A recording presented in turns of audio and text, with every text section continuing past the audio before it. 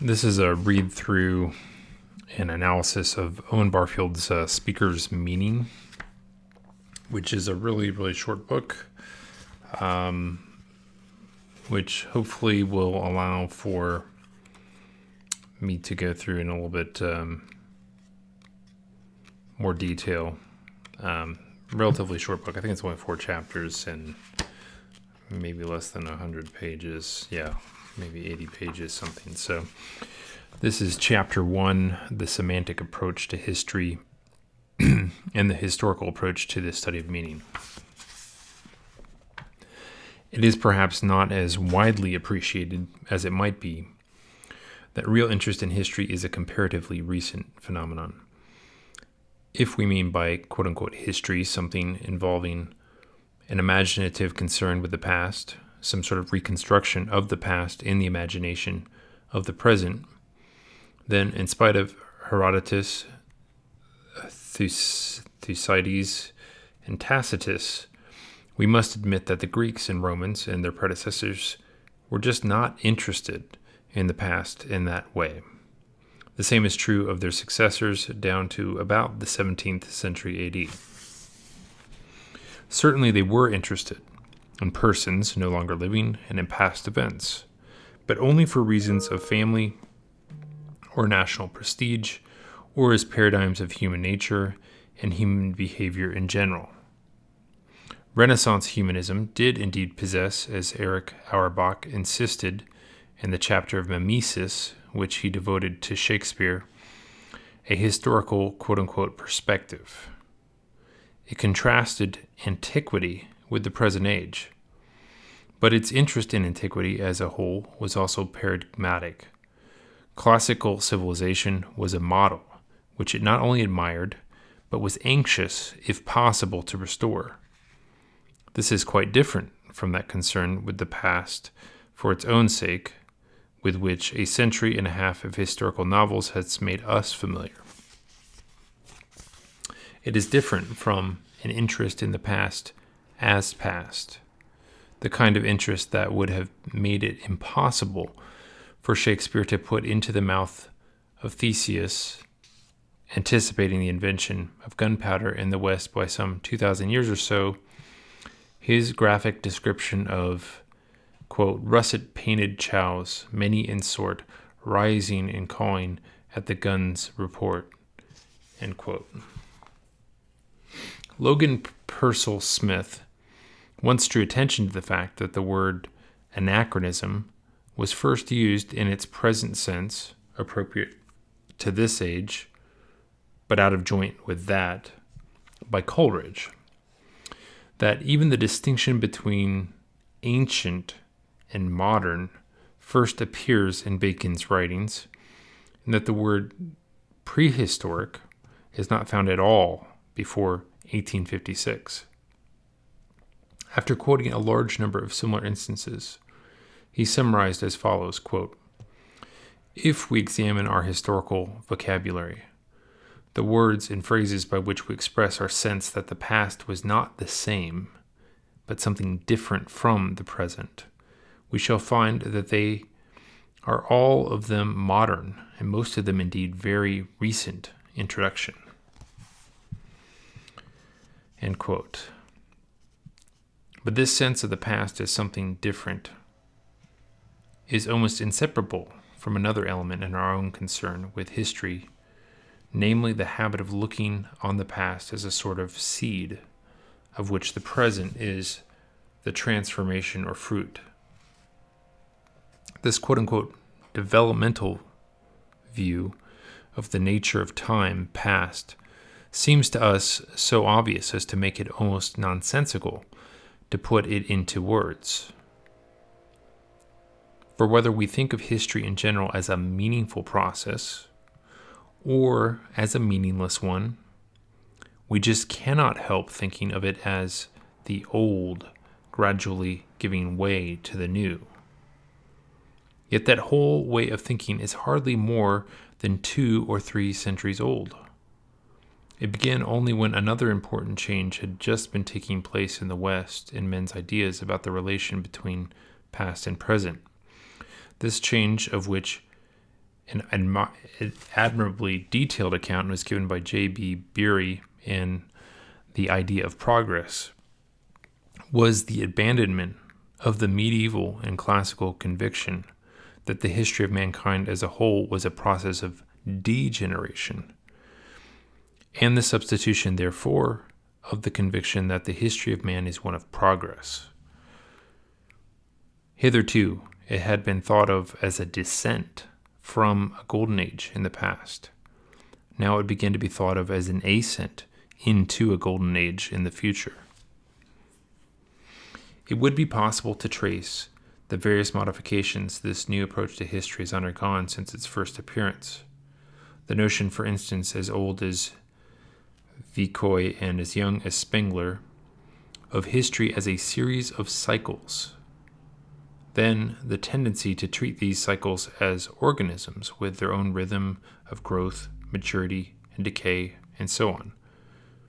But leaving all that aside, let us rather ask what it is that most strikingly characterizes the subject of history as it stands today. Professor Toynbee called his monumental work not a history or an outline of history, but a quote-unquote study of history. That is, not only a history, but a theory of the nature of history. And indeed, today there is as much interest in historiography as in history itself. No one is quite sure what history actually is, or even if there is such a thing. At the same time, there is a passionate interest in it. I say, quote, or even if there is such a thing, end quote, because there is, of course, a flourishing anti-historical school which denies any persistent coherence to the long-term order of events and maintains, in effect with Henry Ford, that history is bunk.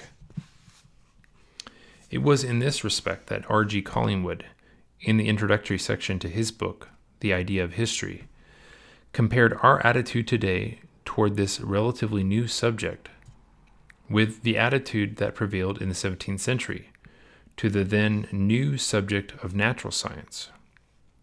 There, he said, the same uncertainty, the same excitement, the same rashness in sweeping generalizations, the same excessive caution on one side contrasted with the same over-exuberant claims made by the other. Notice, however, that it was only in this respect that Collingwood likened history to natural science. In other respects, he contrasted them very sharply indeed, and it will be my first task to look a little further into both the resemblance and the difference between the two disciplines, which this philosopher of history divined.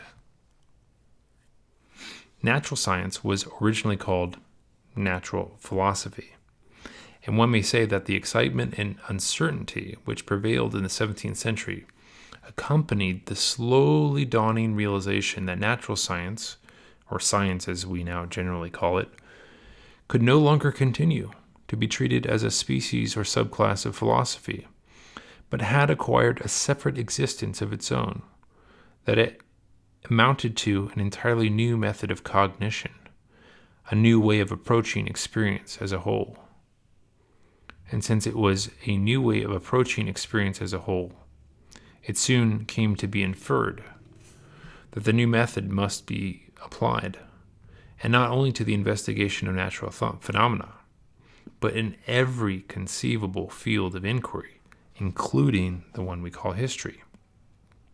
Throughout the 19th century, it was assumed that the scientific method was the only reliable way in which history could be tackled. This last inference, says Collingwood, was a mistake.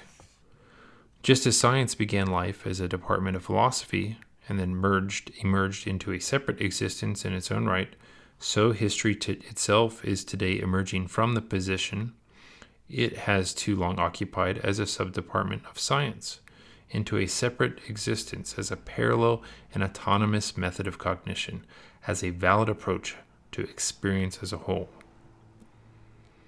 The basis on which he draws his sharp dividing line between history and science is the fact that the historian's actual raw material is never events themselves, but always one or more records of events.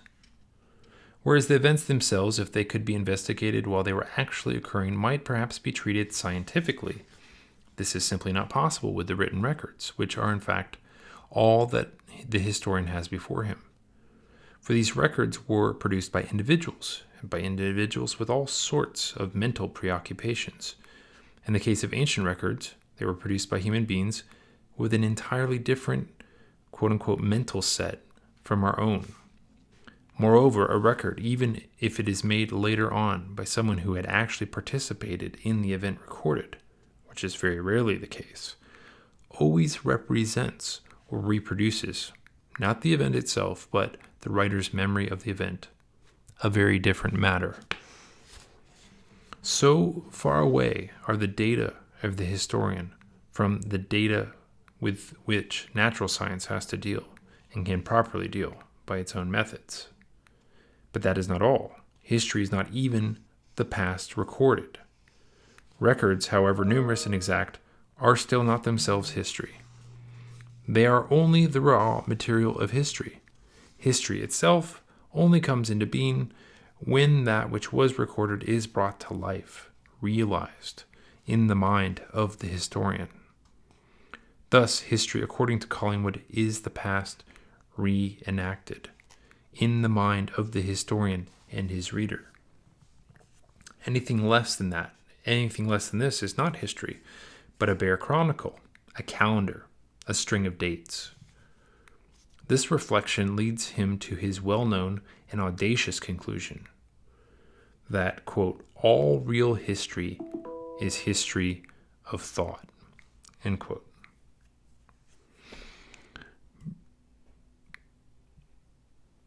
Briefly then, his argument is that history is only possible at all to the extent that the past is still living on in the present, living on as what he calls the self-conscious historical life of the historian and his reader.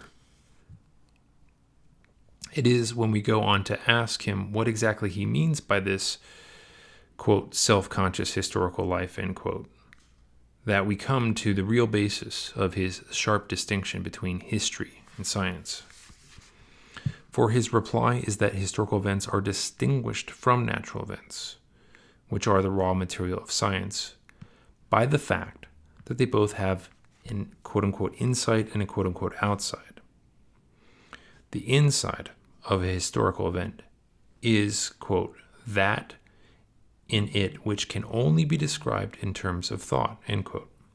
He exemplifies it in this way, quote, by the outside of an event, I mean everything belonging to it, which can be described in terms of bodies and their movements, the passage of Caesar, accompanied by certain men across a certain river called the Rubicon at one date, or the spilling of his blood on the floor of the Senate House at another. By the inside of an event, I mean that in it which can only be described in terms of thought, Caesar's defiance of republican law, or the clash of constitutional policy between himself and his assassins, end quote. History is possible precisely because the historian can reenact in his own mind the quote-unquote insight of a past event, the thought content which it includes. Here, without pausing to examine this view of history in detail or to state in what respects I myself accept it and in what respects I do not, I stress that it is founded on a certain very definite conviction, namely that there is a sense in which the past is living on, or can be made to live on in the present. And I do so because I believe that it is this way of looking back, or trying to look back, into the past, arising from just this conviction, whether explicit, as in Collingwood's case, or more implicitly, that most strikingly characterizes our approach to history today.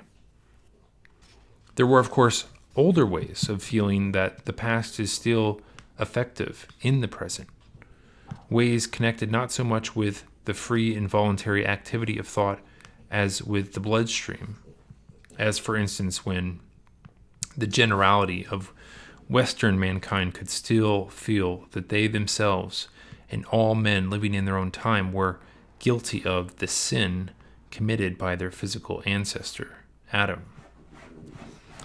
But this other and newer sense, the sense of a stored past, a past accessible to detailed research, and yet also, and for that reason, alive and effective in the present, is quite different. For here the past is conceived to be alive and effective, rather as memory is alive and effective in the quote-unquote self-consciousness of the present.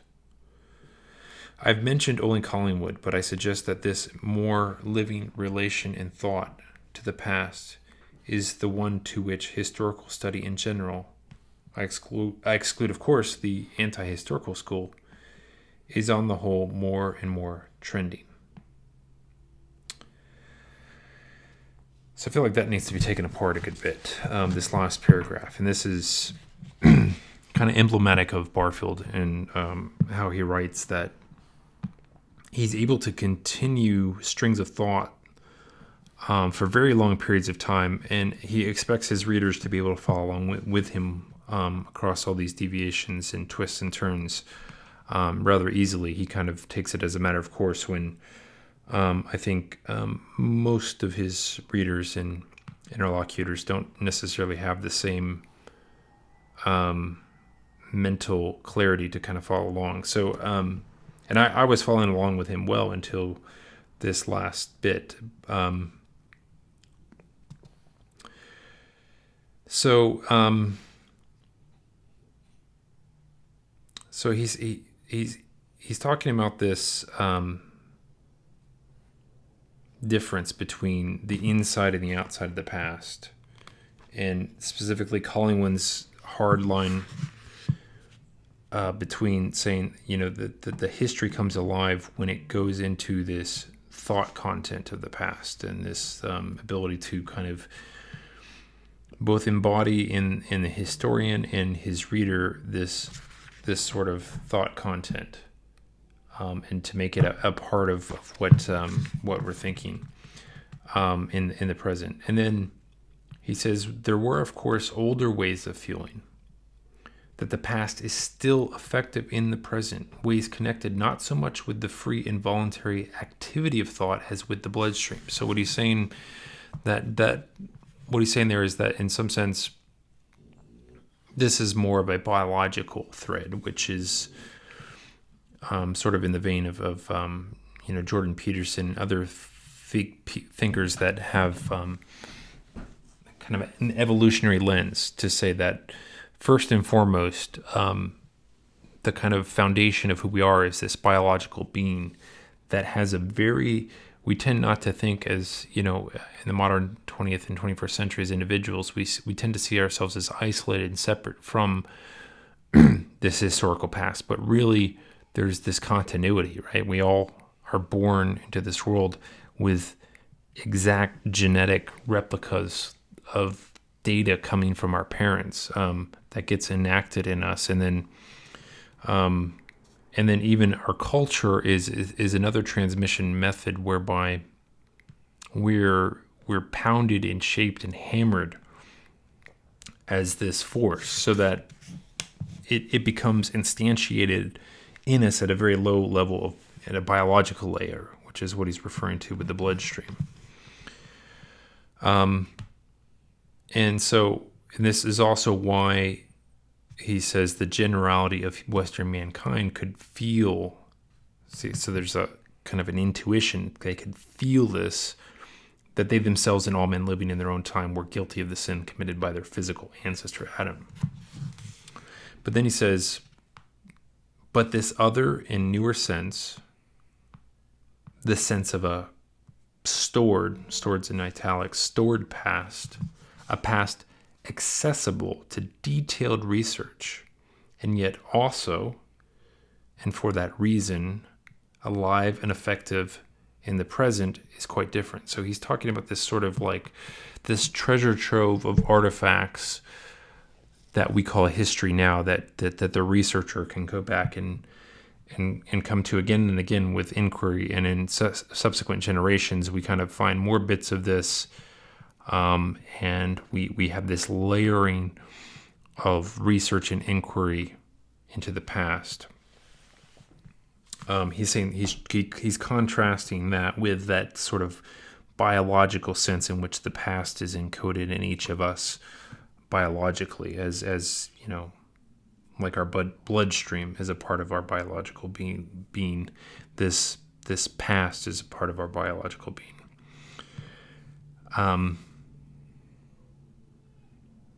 For here the past is conceived to be alive and effective, rather as a memory is alive and effective in the self-consciousness of the present. I've mentioned only Collingwood, but I suggest that this more living relation in thought to the past is the one to which historical study in general, I exclude, of course, the anti-historical school, I don't even know what that is, is on the whole more and more trending.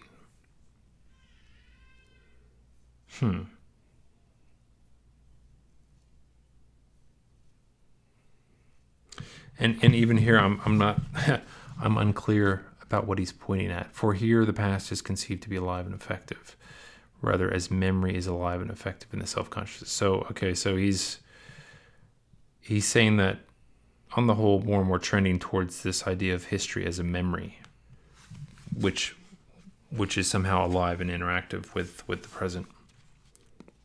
Nevertheless, when Collingwood speaks of the historian, quote-unquote, reenacting the thought of Caesar as he crossed the Rubicon, still more when he insists, as he does, that the thought in Caesar's mind and the thought in the mind of the historian of Caesar are, quote, not two thoughts, but one in the same thought. Some of his critics grow uneasy. What on earth does he mean by this, quote-unquote, reenacting? How can two thoughts be one in the same thought? And with these two unanswered questions, I propose to turn aside from Collingwood in his idea of history and return to them later.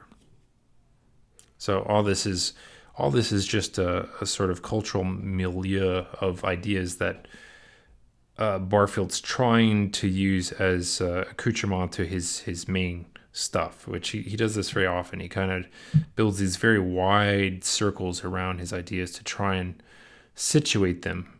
But I think oftentimes, it can make him difficult to understand.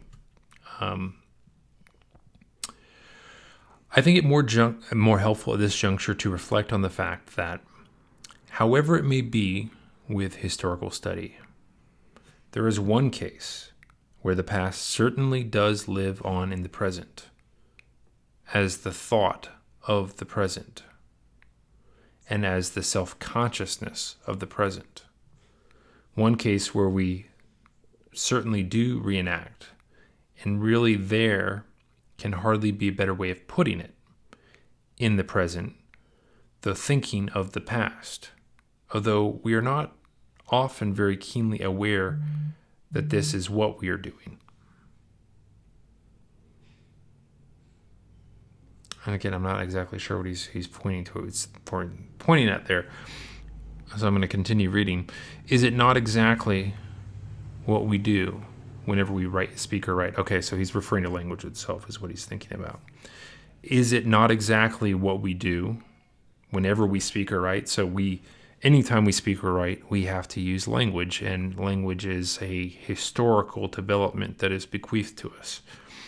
When we use a word, we reenact, or adopt, or reanimate, or entertain the thought of previous users of the same word, or some part, at least, of that thought. It may be a very small part, indeed, but we must be doing just that thing to some extent For otherwise, we should not be uttering a word at all, but simply making a noise. Of course, the same thing is true of the previous speakers themselves and of other speakers before them, until you get back to the first occasion on which that word was used, or to the veiled and problematic origin of language itself. Now, without going back as far as that, it is in fact often possible to trace well into the past the way or ways in which previous speakers and writers have used many of the words we are still using today.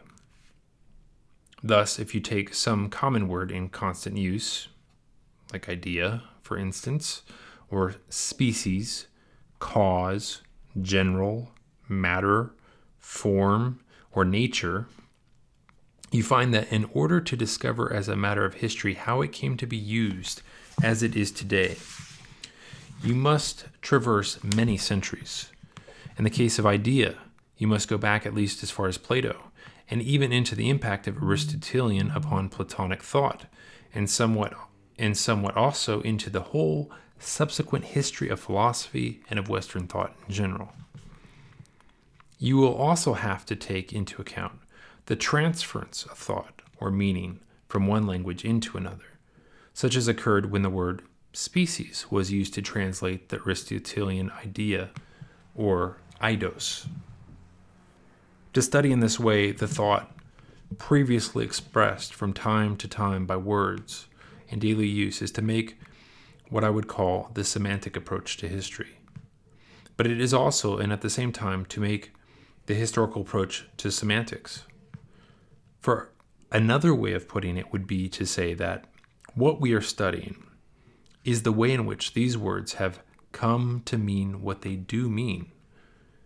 In either case, I am persuaded that this approach is a very useful supplementary one to any other we care to make. My own slight attempt at a semantic approach to Western history is to be found in History in English Words. Although many other far more learned studies have been made of various words and their histories, I do not myself know of any other attempt so far to apply the method systematically, or at least semi-systematically, to the study of history in general. To use it, in fact, as a means rather than an end in itself. What does he mean here? And I'm almost not even, so the title of the book is History in English Words. So what he's pointing to there, it's this means and description is hidden in that title. So it's not a history of English words. It's history to be found within the insides of English words. So he's interested in that history that's encoded within the words itself, rather than just the history of how these words came to be. He's looking for the marks within the words themselves that tell how this history unfolded. So this is the linking between history and language that he's trying to make, and why history is brought up first as the introductory subject. It was an elementary attempt, this is History in English Words, on popular lines, and the task could with advantage be performed at much greater length and much better by better scholars. Even so, it will suffice to show that the half-dozen words I have mentioned are merely random examples taken from a host whose name is Legion. I hope these may suffice by themselves to illustrate the sort of thing I mean, for my purpose now is not to make the approach all over again, but to speak of the theory underlying such an approach. And again, Barfield's ability to go, you think he's reached some new meta layer, and then to say, okay, that new meta layer that I've just established in your mind, dear reader, is actually the thing I now want to dig beneath. For my purpose now is not to make the approach all over again, but to speak of the theory underlying such an approach.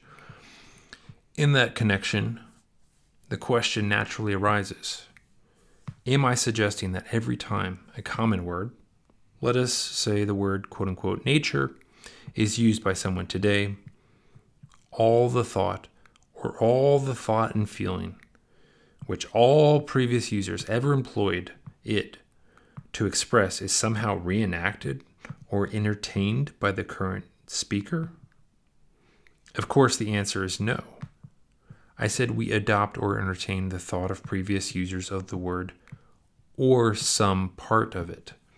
And I added that it might be a very small part indeed. It may be noticeable that I've made comparatively little use so far of the word meaning, although any ordinary person would say that has been my topic throughout the last paragraphs. Meaning is, of course, a very undefinable and in our times a highly controversial term. So let us put it a little more precisely and say that my topic has been the quote-unquote dictionary meanings of words. Or because it is a little shorter, their lexical meanings. We shall not get much further unless we appreciate that from this we have to distinguish what I will call the quote-unquote speaker's meaning. C.S. Lewis, in his studies in words, and C.S. Lewis writes his studies in word after Barfield. I'm curious to what degree it's inspired by Barfield's work. Having read them both, C.S. Lewis is by far the more technical, and he's concerned more in the words themselves rather than the history that's contained in them, as Barfield is. But although he does draw some sort of meta conclusions about the processes he observes over and over in the different transitions in word meanings. C.S. Lewis, in his studies in words, gives a very striking example of the difference between this lexical meaning, which he also sometimes calls the word's force on the one hand, and the speaker's intention on the other hand. The lexical meaning of the word supper is approximately, quote, a supernumerary meal, which, if taken at all, is the last meal before bed. But, quote, when I spoke of supper after the theater, I meant by supper a biscuit and a cup of cocoa. But my friend meant by supper something like a cold bird and a bottle of wine, end quote. It may be assumed, nevertheless, that both I and my friend were equally well aware of the lexical meaning. Here you have a simple example of how the difference between the lexical meaning and a particular speaker's meaning, even in ordinary humdrum human intercourse, may become a source of agonizing confusion and even perhaps contention. Why? Because it has been the cause of imperfect communication. How much more will that be so in the case of words much less easy to divine than supper? Now, it is upon this all-important distinction between the speaker's intention and the word's force, or between the speaker's meaning and the lexical meaning, regarded as a source of imperfect communication, that linguistic analysis has exercised most of its agility.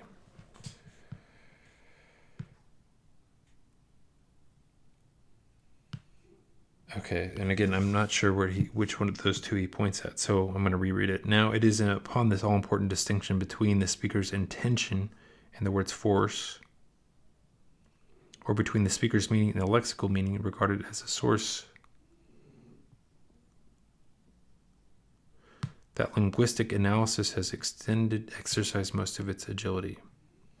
I'm still not sure exactly. I'll have to keep reading. One could say that insofar as linguistic analysis has a quote-unquote purpose or aim, its aim is to eliminate that discrepancy wherever possible, and thus to bring about a more accurate communication between human minds, or perhaps it would be safer to say between human organisms. I'm not sure if I agree with that. Well, I feel like linguistic analysis often becomes more about historical factors of development rather than trying to bridge that gap. But perhaps it meant something different in the academic departments of the time when he's writing. Or perhaps it would be safer to say between human organisms. As a help toward this, we ought to be very careful how we talk about words, quote unquote, having meanings at all. Words do not contain meanings as a cigarette box contains cigarettes. And linguistic analysis points out that the so-called meaning of a word or sentence is simply the way in which it is used, or that language means what it is normally used to mean. That is a healthy reminder. We may perhaps feel that some linguistic philosophers overestimate the simple-mindedness of the rest of us in these matters, but their basic approach is helpful. The actual meaning of a word must be regarded as a kind of habit, the normal habit of a contemporary people when they speak or write, and a good dictionary will contain the best way possible of recording or describing that habit. This is very interesting. This makes me think of Rupert Sheldrake and morphic resonance, but also more clearly Barfield's evolution of consciousness. The lexical meaning of a word is a kind of norm. But of course, that does not dispose of all our difficulties. No good analyst would maintain that it does. One difficulty of which I myself am very aware is that of determining what is to be considered a, quote, wrong, quote unquote, wrong, or mistaken use of language. Of course, the criterion may be simple enough in any particular case. A wrong use of language must be any departure from the norm. If today, for example, I use the word officious in the way it was used 200 years ago, intending to imply helpfulness or charity, I should be using it wrongly.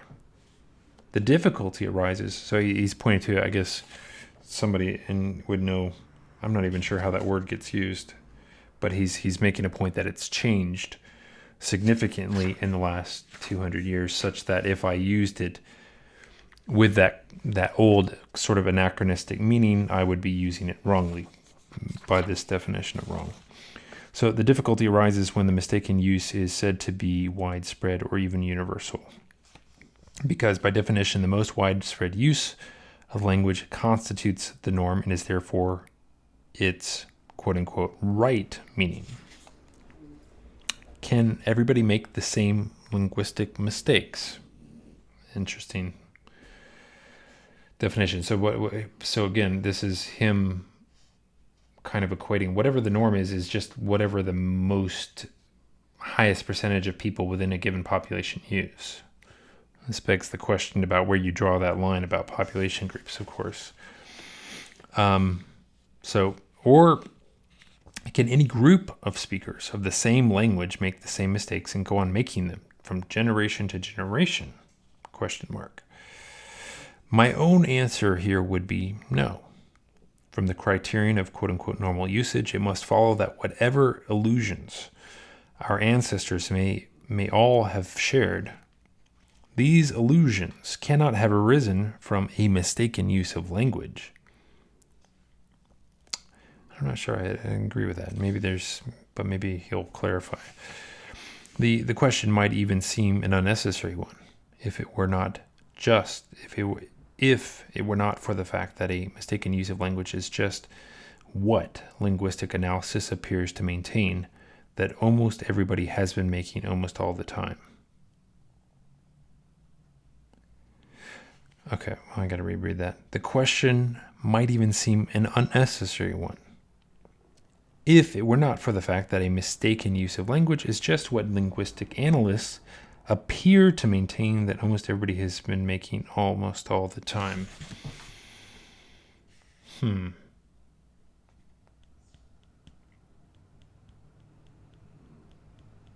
That's very interesting. So I guess what he's saying here is that, like, in some sense, it's not mistakes that are happening in changing language. It's intentional. We have a particular problem we're trying to solve with the use of language, and a particular word fits that problem, and that problem may have evolved in the time period where we're at, such that the previous the toolboxes we have available to us don't quite meet it. So we, in some sense, purposefully use the word in a sort of novel way with a very precise or different or enlarged intended meaning, which, quote unquote, is using it wrongly, but he's saying we do this purposely, and that this is how we get new meanings to words.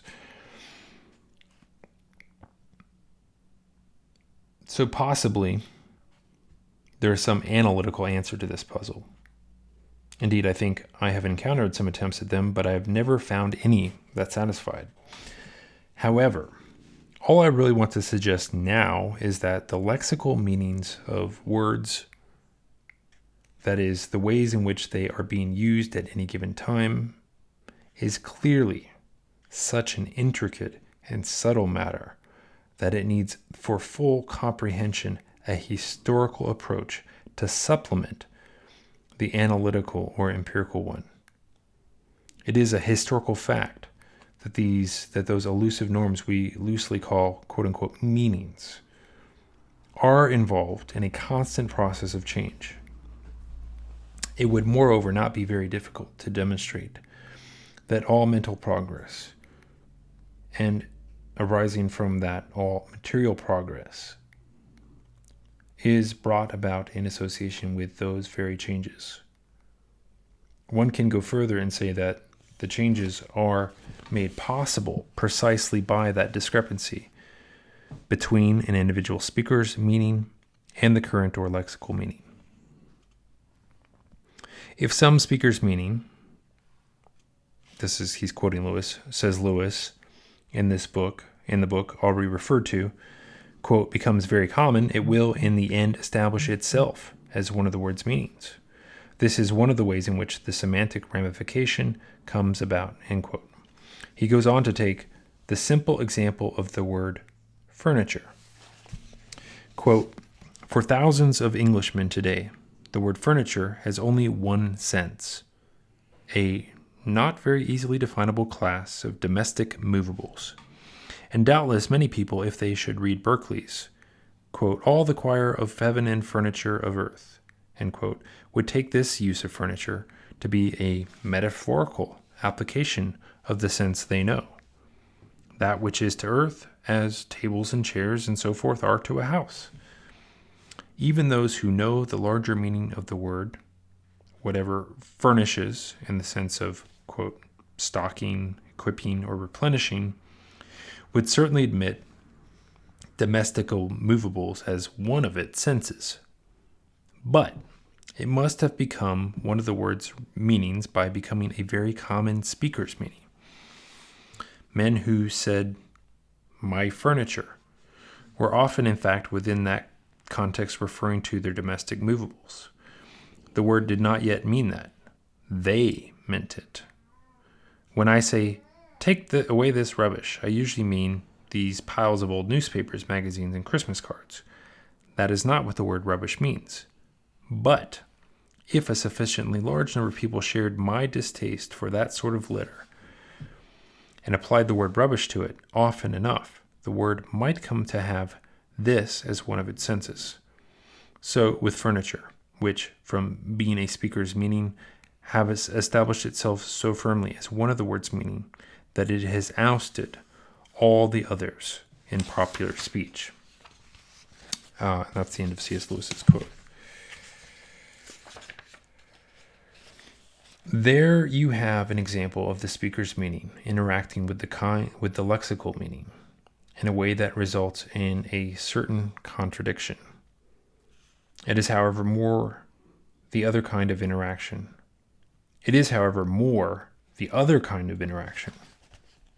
The kind that brings about an expansion of meaning, or a wider extension of the term with which, as we shall see, our mental and material progress is especially associated.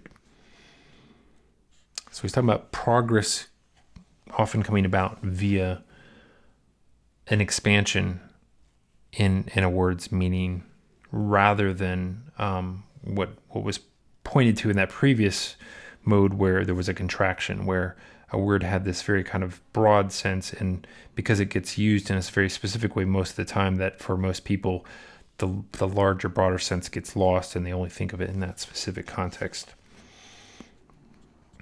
But he wants to focus on this other broadening out in the meaning of a word. So at the moment, the point is that one way or another, for there are other types of meaning change beside expansion and contraction, the norms themselves are continually changing. Somehow what was normal yesterday becomes abnormal today and vice versa. Moreover, the changes are sometimes so radical as to be enormous. They can even amount to a volte face. I don't even know what that is. So I'm just going to look it up. Volte face, an act of turning around so as to face in the opposite direction. One example of this, which involves a glance forward to chapter 4, would be the word subjective. Of course, subjective and subjective are huge for Barfield. Originally, it was used to signify, quote, existing or being in itself or independently. Wow, it's crazy how much that word's changed. It was the existential predicate par excellence. Mark this. The existential predicate par excellence. Wow, it means so the opposite. Now, today it is used to denote the exact opposite. Existing, if at all, only in someone's mind. Moreover, many common words cannot be said to have achieved a single semantic norm at all. An all too obvious example is the vocabulary of sociology and politics. Words like democracy, freedom, peace-loving, bourgeois, but quite apart from this special case, where there are axes to grind, that's understating it to say the least, ordinarily educated language is full of such words. Thus, natural is sometimes used as if it meant the opposite of human. At other times, the opposite of artificial, and at other times again, organic as distinct from inorganic. At others, yet again, good rather than evil. Or, in the theology of grace, evil rather than good. Finally, there are not a few who would say that the word nature really signifies, quote, all that is or happens, the whole show, the universe, or just everything. He's kind of drawing on Lewis there. I'm just going to read that again. Finally, there are not a few who would say that the word nature really signifies all that is or happens, the whole show, the universe, or just quote-unquote everything. Each of these conflicting norms has a traceable history of its own. It does seem that we are interested in the meanings of words or in their normal usage. It does seem that if we are interested in the meanings of words or in their normal usage at all, then unless we are very incurious indeed, we shall want to know something of how these meanings were arrived at. We shall find something to interest us, for example, in the 50 pages of C.S. Lewis's studies in words, which he actually devotes to all these different ways of using the word nature, and in which he traces with care and erudition the various ways in which a speaker's meaning and a lexical meaning have interacted from time to time to bring about the present state of affairs. To sum up, the single phenomenon of the difference between these two aspects of meaning, lexical and speakers, is of importance to us in two very different ways. First, because it is an important key to the history of human mind and human civilization. Second, because it is a source of imperfect communication between human beings. It may seem odd, perhaps, that it should contrive to be both these things at one and the same time. Indeed, it may sometimes appear that the study of language and of the nature of language from the semantic point of view is an impenetrable jungle. If so, we must either give up the study altogether, or else we must try, to begin with, to cut at least one broad path through the jungle, by which we can then conduct our further operations. Here is one such path, which I myself have found particularly useful, though it is not by any means the only possible starting point.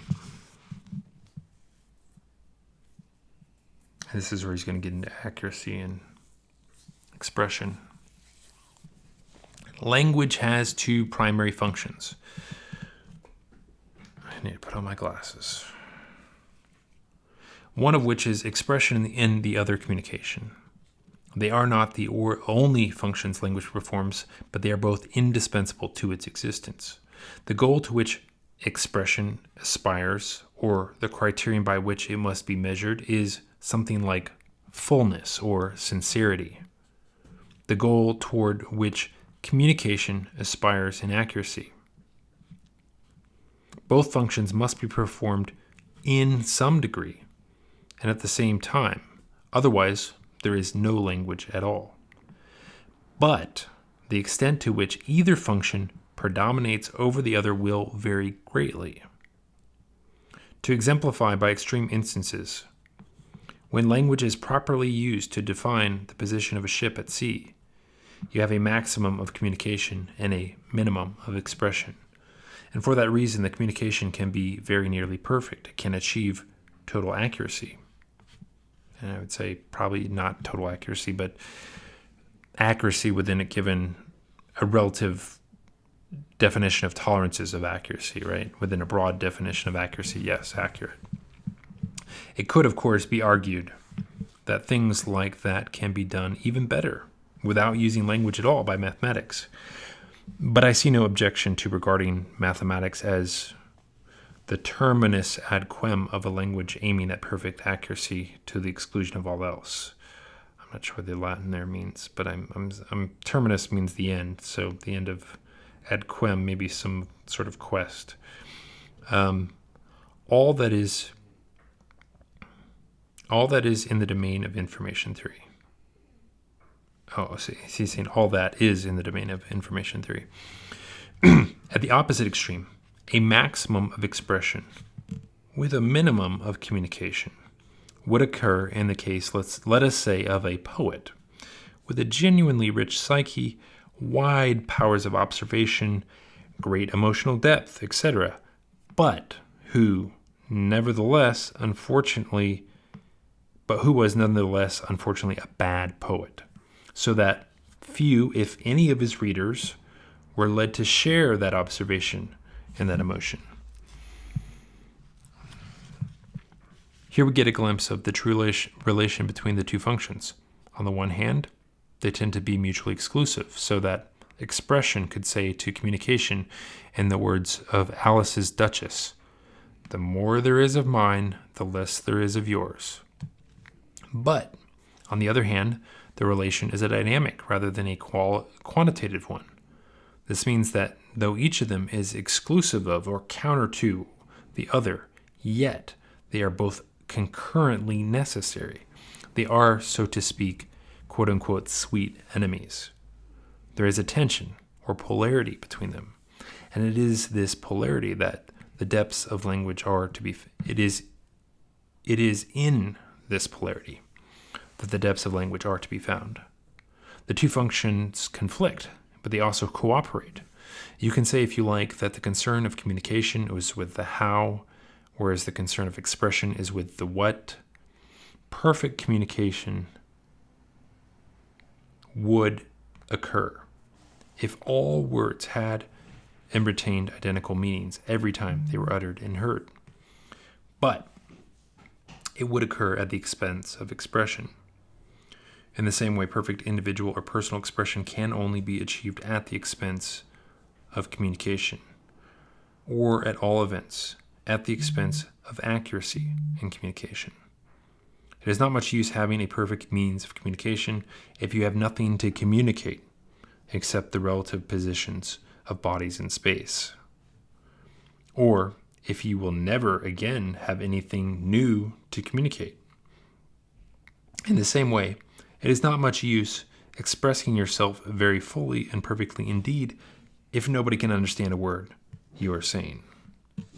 I hope all this may have emphasized not simply the rather trite and obvious point that the instrument of language performs the double function of communication and expression, but the peculiar nature of the relation between those two functions, the relation namely of a polarity of contraries.